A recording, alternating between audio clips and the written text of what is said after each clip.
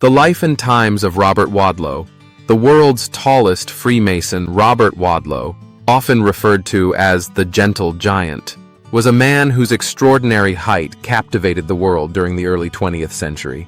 Standing at an astonishing height of 8 feet 11 inches, Wadlow holds the Guinness World Record as the tallest man ever known in recorded history. His life, though tragically short, was marked by a blend of remarkable achievements, medical challenges, and enduring personal strength.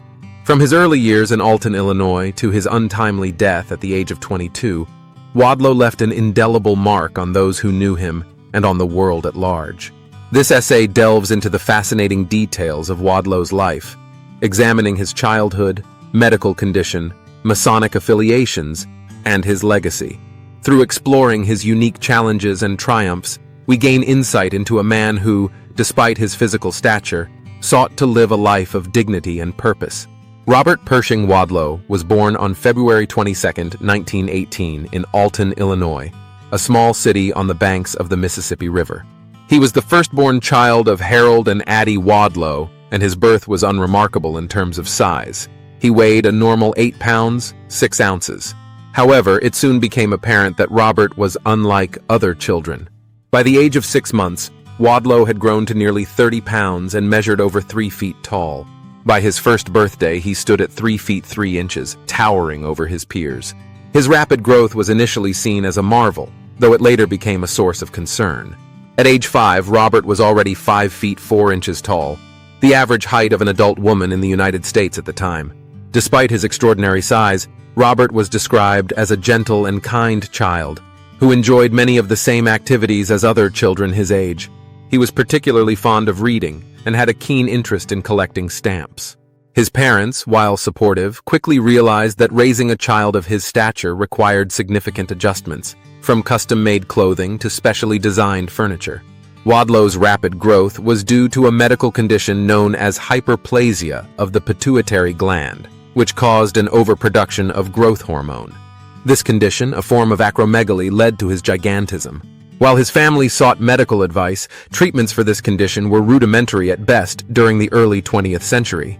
At the time, there were no effective methods to control the excessive secretion of growth hormone, and surgery or radiation therapies were risky and often unsuccessful.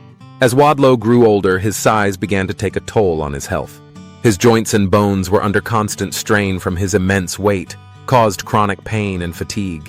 Despite these challenges, he refused to use a wheelchair and insisted on walking unaided, a testament to his determination and resilience. He did, however, require leg braces, which became a staple of his everyday life. By the time Wadlow was 8 years old, he was 6 feet 2 inches tall and weighed 195 pounds, making him taller and heavier than most adults. His incredible size made him a local celebrity in Alton, where he was affectionately known as the Gentle Giant. As a teenager, Robert's fame spread beyond his hometown. He was often featured in newspapers and magazines, and his family received frequent invitations for him to appear at public events. Despite his growing celebrity status, Robert was determined to lead a normal life.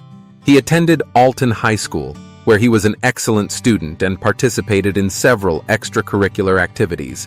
We all assume he would have been a standout basketball player, but can you imagine him playing badminton? He would have crushed those other kids. He had a particular interest in photography and was known for his cheerful demeanor and kind heart. By the time he graduated high school in 1936, Wadlow stood at 8 feet 4 inches and weighed nearly 400 pounds. His clothing and shoes had to be custom-made with his shoe size measuring an incredible 37AA. Despite these challenges, Wadlow had aspirations of attending college and pursuing a career in law. One of the lesser-known aspects of Robert Wadlow's life was his connection to Freemasonry. In 1939, at the age of 21, he became a Freemason, joining the Franklin Lodge No. 25 in Alton, Illinois. His decision to become a Mason was in keeping with his values of community service and personal growth. Robert's initiation into Freemasonry was notable not only for his height, but also for his active participation. The Masonic apron he wore had to be specially crafted to accommodate his size, as did many of the items used in the ceremonies. Can you imagine those Texas Freemasons and their apron size regulations? They would lose their minds. Despite these logistical challenges, Wadlow was a dedicated member and attended lodge meetings whenever his schedule permitted. His Masonic ties provided him with a sense of brotherhood and belonging, a valuable support system as he navigated the challenges of his unique life. The principles of Freemasonry, charity, truth, and brotherly love, resonated deeply with Robert, and he embodied these ideals in his interactions with others. Robert Wadlow's extraordinary height made it difficult for him to pursue a traditional career. However, he found an opportunity to travel and share his story through a sponsorship with the International Shoe Company. Can you imagine the shoe deals he would have been offered today?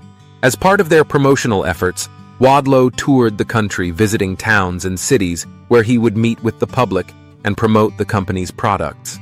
These tours brought him significant public attention, and he became a beloved figure wherever he went.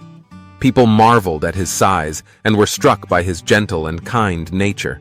Wadlow always carried himself with dignity and took great care to make others feel at ease, despite his imposing stature.